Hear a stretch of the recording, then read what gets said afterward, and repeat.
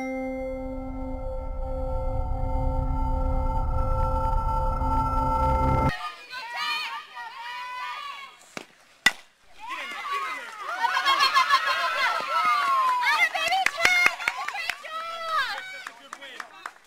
right, here after the Urban Knights defeat San Francisco State 3-2 with Elyse Cordova and Jill Johnson.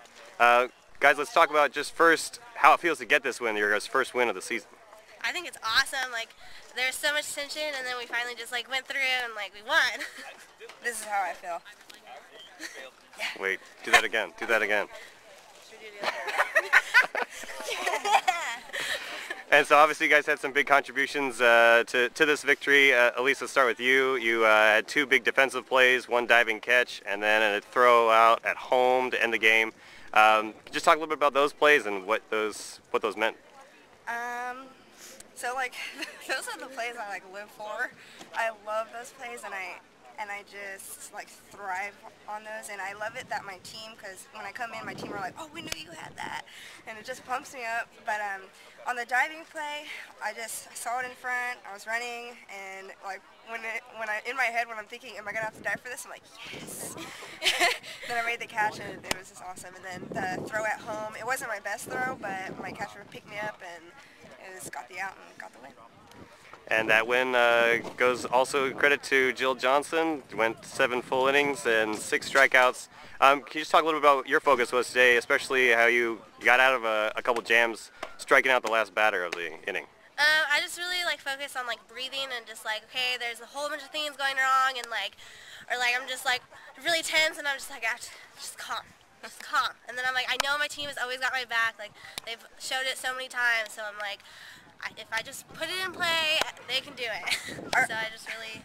Because our pitchers have been doing really well, and it feels so good to be able to like back them up with some runs finally. And Jill this is the second game she's pitched just awesome and like kept it to ground balls and pop flies, so kudos to her. I know, I couldn't do it without my team. Like, at least she like saved my butt so many times, just like, oh, let me just, show off a little, but it's awesome.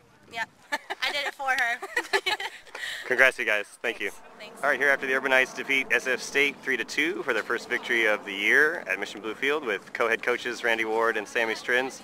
Guys, let's talk a little bit about just how it feels to get this first win, and the team played well in both games today. First win, any win is always great. We'll take it anytime, all the time, happy with it.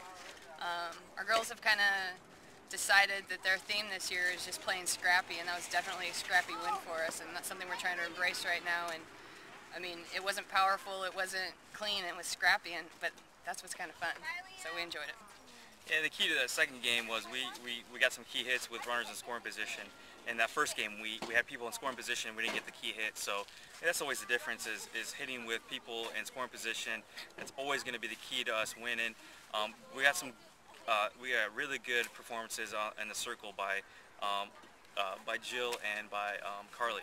So I mean, they pitched well enough to win. It's just our job moving forward to do a better job on offense every single game that we play. And so let's talk a little bit more in depth about the pitchers.